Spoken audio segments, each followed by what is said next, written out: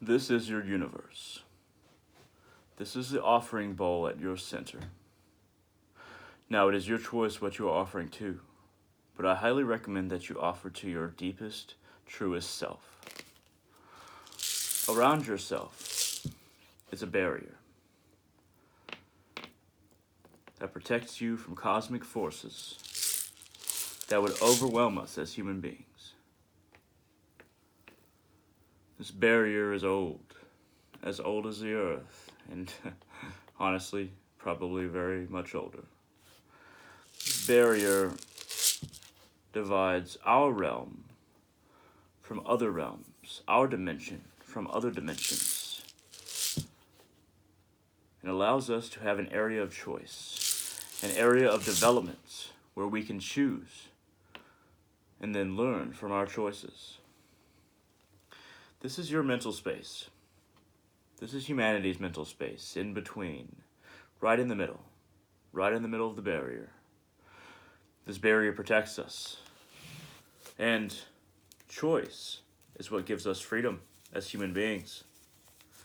Now, we get to choose whether we be religious, spiritual, or lack thereof, whether we are composed of philosophical, political, or spiritual ideas, or whether we just don't question ourselves or the world around us. I might surround myself with one idea: love. Opposite: particular kinds of hate that I allow myself to feel. Perhaps I want to surround myself with gods as well. The Divine Mother Kalima, the All-Father Odin. And perhaps I want to add in some good old-fashioned humanity. Why am I here? Do I have a purpose among the rest of man? Is there something I'm overlooking? And as an individual, how am I doing? Some of these things are questions. Some of these things are ideas connected to emotions. And some of these things are beings that I work with. But these stones represent my own mental space. This barrier goes around all of humanity, the outside barrier that I've marked with Himalayan pink salt. But these stones are my choices. How I choose to understand myself, the questions I want to ask, and the things I try to connect with. There is a lot of choice in this ring, this mental space that we find between our ears. The area that most people think is far too connected to the exterior world. Most people don't realize how they can act as an individual. Understanding that you have a mental space you can use to the best of your ability, and the fact that you have the freedom to choose what you think, is a wonderful thing. Because as human beings, we are self-aware, whereas animals are experiencing their truest state of being, but they are not aware of their truest state of being. They cannot identify themselves from other animals, but we are aware of ourselves. So what are we always seeking? What are we always working towards? What is at the heart of all these ideas, all these beings, and all this questioning? Well, I can basically say it in one word. Or even one rune. Wunjo.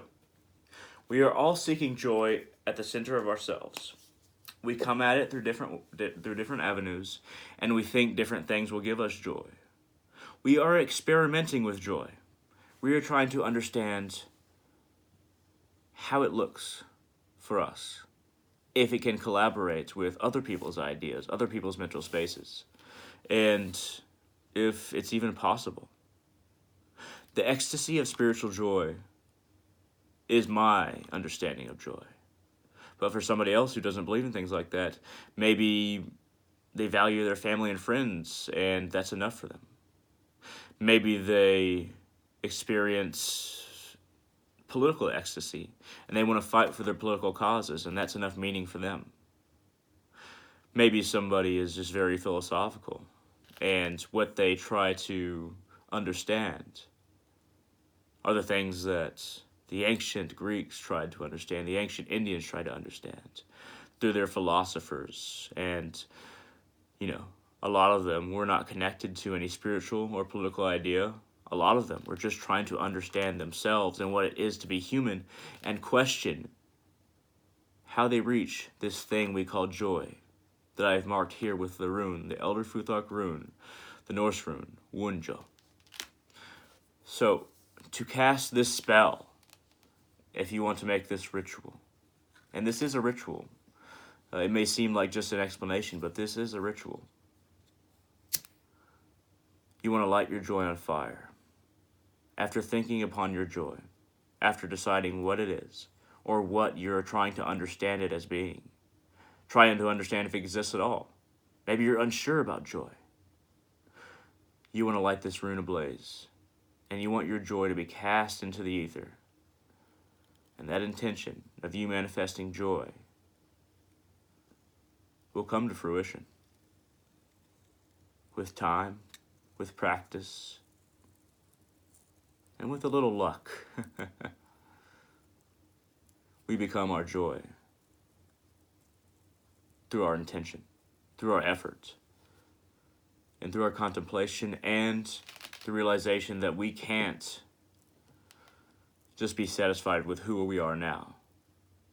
For who we are to become is so much more. Thank you.